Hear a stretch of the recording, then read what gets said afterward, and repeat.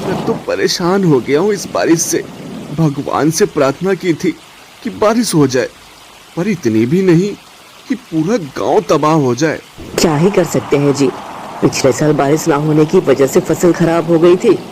अब लगता है इस बार बारिश हमारी फसलों को खराब कर देगी।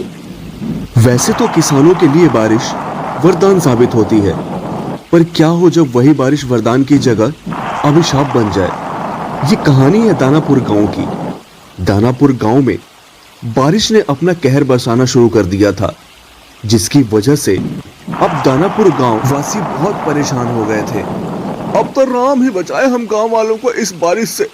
अरे सोचा था इस बार बारिश हो गई है तो फसलें अच्छी होंगी, पर क्या पता था कि ये वरदान हमारे लिए अभिशाप बन जाएगा। सही कह रहे हो दीनानाथ भैया, अब तो हमारा जीना और मरना इस बारिश पर ही निर्भर करता है। दानापुर गांव के लोग बेहाल हो गए थे इस बरसात से। ये बरसात की रात दानापुर गांव वालों पर बहुत भारी पड़ रही थी और अंततः उनके इंतजार की घड़ियां खत्म हुई और 5 दिन के बाद दानापुर गांव में अगली सुबह की सूरज की रोशनी दिखाई दी।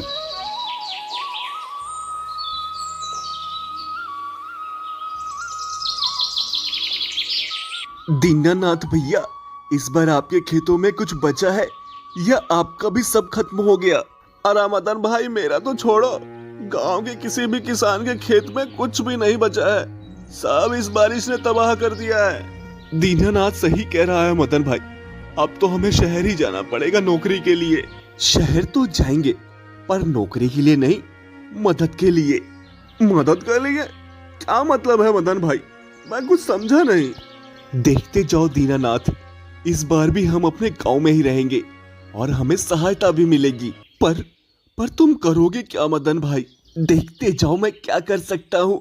कल मेरे साथ शहर जाने के लिए तुम लोगों में से 2 आदमी तैयार रहना। फसल खराब हुई है तो सहायता भी मिलेगी। ठीक है मदन भाई, कल चलते हैं शहर। अब तो बस आपका ही सहारा है हमें। ठीक है, फिर कल तुम दोनों सुबह तैयार रहना।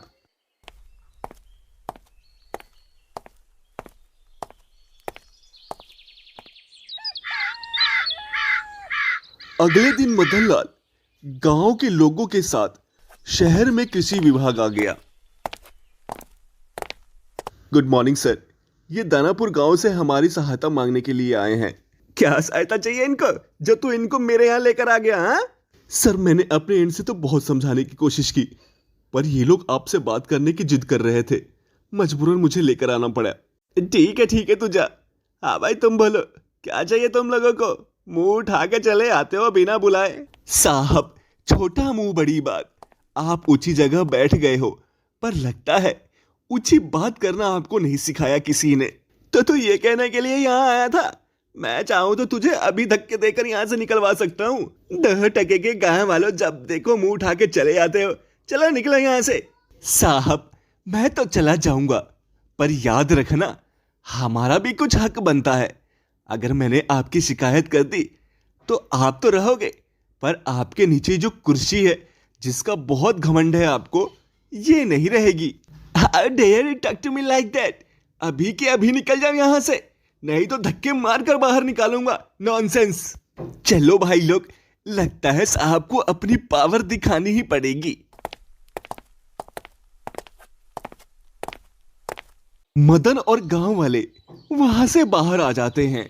एक काम करो, तुम लोग यहाँ से गांव वापस चले जाओ, मैं कलेक्टर साहब से मिलकर आता हूँ। ठीक है मदन भाई, जो भी करना थोड़ा सोच समझ के करना भाई। गांव के लोग वापस चले जाते हैं और मदन कलेक्टर के ऑफिस की ओर निकल जाता है। अरे कौन हो भाई, और बिना परमिशन के अंदर कैसे आ गए? माफ कीजिएगा साहब, बाहर कोई नहीं था, इसीलिए अंदर आ गया। कोई बात नहीं, बताइए क्या हुआ, क्या परेशानी है आपकी? साहब, मैं दानापुर गांव से आया हूँ। बारिश की वजह से हमारी फसलें खराब हो गई हैं।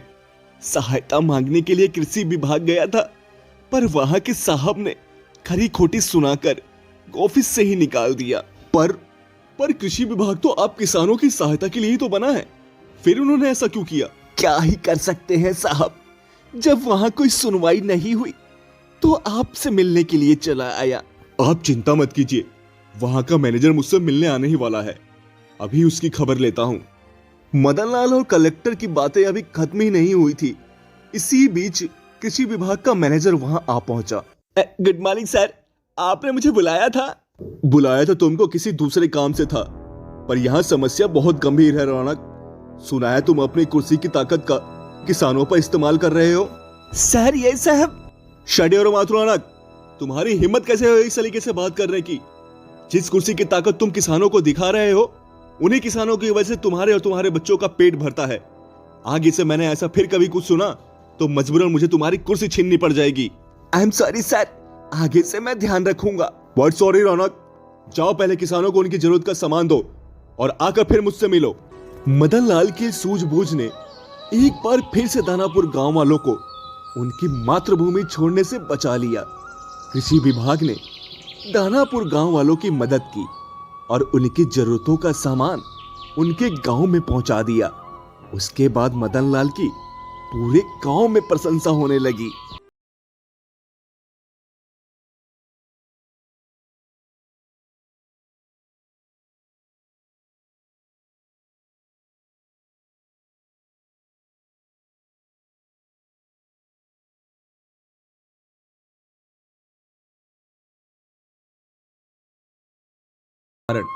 वहां पेड़ पौधे कम थे, इसीलिए बारिश भी उसी हिसाब से हुआ करती थी। मात्र बारिश ही एक ऐसा सोर्स था जिससे धनीराम अपने खेत की सिंचाई कर सकता था। धनीराम बस नाम का ही धनी था, पर था वो गरीब। गरीब होने की वजह से वो सिंचाई के लिए पानी का कनेक्शन भी नहीं ले पाता था। देखिए, पिछले साल तो हमने जिस तैसे अपना जीवन काट लिया, अगर इस बार भी फसल अच्छी नहीं हुई तो कपड़े उतारने तक की नौबत आ जाएगी, फिर रहना भिखारियों की तरह। शकुंतला, ऐसी बातें क्यों सोचती हो? सब ठीक ही होगा। अरे सब ठीक तो पिछले साल भी था, पर हुआ क्या, खाने के लाले पड़ गए थे। अब इस बार पता नहीं क्या होगा। शकुंतला, तू चिंता मत कर, मैं सब ठीक कर दूंगा। बस बारिश का इंतजार है, एक बार बारिश हो जाए फसल में वृद्धि हो जाएगी, फिर देखना तू कैसे हम अमीर बनते हैं। धनीराम को इंतजार था बस बारिश का, और आखिर वो दिन आ ही गया। आसमान में बादल गरजने लगे और कुछ पलों में ही बारिश शुरू हो गई। देख शकुंतला, हमारे इंतजार की घड़ियां खत्म हो गई। इस बारिश के बाद हमारी फसलों में 4 चांद लग जाएंगे और हमारे सारे नुकसान की भरपाई इसी साल हो जाएगी। नुकसान की भरपाई तो छोड़िए, बस इस साल अच्छे से गुजर जाए वही बहुत है। पिताजी, इस बार मेरी कॉलेज की फीस भर देना, नहीं तो मुझे इस बार एग्जाम में नहीं बैठने दिया जाएगा। तू चिंता मत कर बेटी, इस बार सब अच्छा होगा। तेरे कॉलेज की फीस भी जाएगी, हमारे नुकसान की भरपाई भी होगी और हमारा जीवन अच्छे से भी कटेगा। बारिश शुरू तो हो गई थी, पर 5 घंटे हो चुके थे और बारिश ना तो रुकी और ना ही कम हुई। अब धनीराम की चिंता बढ़ने लगी। शकुंतला, हर साल तो बारिश बहुत कम होती थी या होती ही नहीं थी, पर इस बार तो रुकने का नाम ही नहीं ले रही है। हाँ तो ये तो अच्छी बात है ना जी, जितनी बारिश होगी उतना अच्छा फसल होगा। शकुंतला, शकुंतला, तू समझने की कोशिश क्यों नहीं कर रही है? अरे ज्यादा बारिश नुकसान का घर है, सारी फसल उजड़ जाएगी अगर ये बारिश अब नहीं रुकी तो। और फिर वही हुआ जिसका डर था। 24 घंटों के बाद बारिश थम गई तो धनीराम खेत में जाकर देखता है कि उसकी सारी फसल उजड़ चुकी थी। आखिर जिसका डर था वही हुआ। इतना बड़ा नुकसान कैसे झेलूं? बिटिया की फीस, घर के खर्चे, पूरे साल का गुजारा, ये सब कैसे होगा? क्या बोलूंगा शकुंतला को घर जाकर? धनीराम को कुछ समझ में नहीं आ रहा था कि वो अब क्या करे। अब जो होना था वो तो हो गया। घर चलकर शकुंतला को सब बताना ही पड़ेगा। अब कर भी क्या सकते हैं? क्या हुआ धनीराम, क्यों इतना चिंतित दिखाई दे रहा है? क्या बताऊं साहब, जो होना था वही हुआ। फिर मेरी इस साल भी फसल खराब हो गई है। मैंने तो तुझे पिछले साल ही कहा था कि आजा मेरे यहाँ नौकरी पर, 100 रुपए रोज का दे दूंगा, पर तूने सुना ही नहीं। वो नौकरी तो मैं आज भी नहीं करूंगा साहब, मैं चलता हूँ। हाँ हाँ जा, पर एक बात ध्यान रखियो, तेरी परेशानी ऐसे ही चलती रहेगी।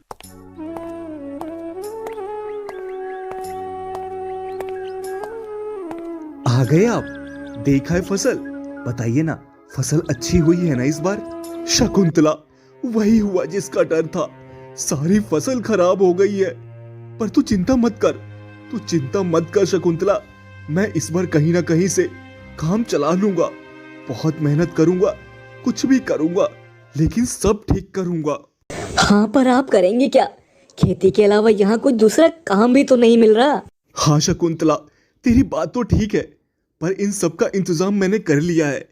मेरा एक मित्र रहता है कुंदनपुर गांव में, हम वहीं जाएंगे, वहां वो हमारे लिए काम का इंतजाम भी कर देगा। पर पिताजी, मेरी पढ़ाई कैसे होगी? उसकी चिंता तू मत कर बेटा, तू यहीं रुक कर पढ़ाई कर। तेरी माँ और मैं जाएंगे और वहां से हर महीने तेरी पढ़ाई के लिए पैसे भेज दिया करेंगे। शकुंतला, अब देरी ना करो, जल्दी सामान पैक कर लो, हमें आज ही निकलना होगा। धनीराम और उसकी पत्नी शकुंतला कुंदनपुर गांव आ गए। मेरे यार, आ गया तू? कितने सालों के बाद मिले हैं हम, तुझे देखकर बहुत खुशी हो रही है हमको।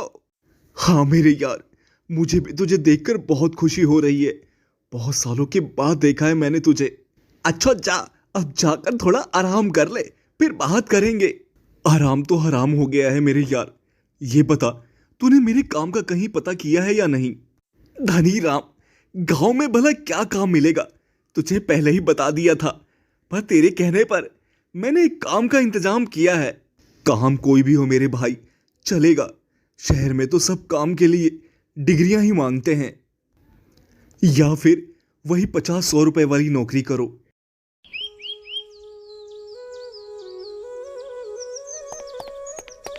अगले दिन मदन और धनीराम दोनों जंगल जाकर लकड़ियां काटते हैं और लाकर गांव के मुखिया को देते हैं, और बदले में मुखिया ने उन्हें पैसे दे दिया। पैसों को देखकर धनीराम खुश तो नहीं हुआ। आगे आकर उसने मदन से कहा, मदन, इस काम में मेहनत बहुत है और पैसे कम, ऐसे में तो हम पूरे महीने में बस 6 से 7 हजार ही कमा पाएंगे। हाँ धनीराम, गांव में तो बस इतना ही कमा पाएंगे, 7 हजार में भी गुजारा अच्छे से हो जाता है, तू चिंता मत कर। गुजारा कैसे होगा मदन, मुझे 2 हजार हर महीने बिटिया को शहर भी तो भेजना है। अब 5 हजार में महीने भर का खर्च और बाकी के काम कैसे? कुछ और भी काम ढूंढना होगा मुझे, या फिर इसी लकड़ी के काम को हमें बढ़ाना होगा। मैं कुछ समझा नहीं धनीराम, तू कहना क्या चाहता है? क्या कहना चाहता हूँ वो छोड़, तो ये बता, कुछ पैसों का बंदोबस्त कर सकता है? करीब 20,000 रुपए। 20,000 रुपए? पर तू इतने पैसों का क्या करेगा? तू वैसे ही कर्ज में चल रहा है, और अब ये 20,000? मदन, तुझे मुझ पे भरोसा है या नहीं? भरोसा तो मुझे खुद से भी ज्यादा है तुझ पर धनीराम। हाँ तो सुन, मेरे दिमाग में एक बहुत अच्छा विचार आया है, देखता जा कैसे मैं लकड़ी के काम को अपना बिजनेस बनाता हूँ। बस तू 20,000 का इंतजाम कर। ठीक है धनीराम, मैं 20,000 का इंतजाम कल तक कर देता हूँ, देखना यार नुकसान ना हो बस।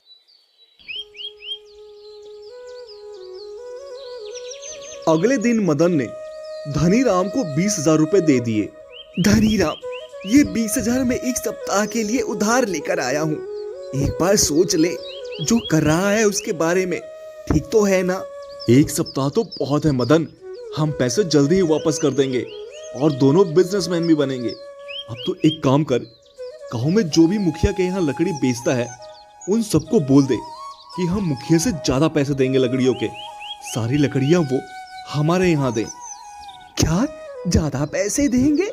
याद है मुखिया ने क्या कहा था कि शहर में लकड़ी सस्ते में बिक रही है, सस्ते में, ऐसे में तो तू नुकसान करवा देगा यार।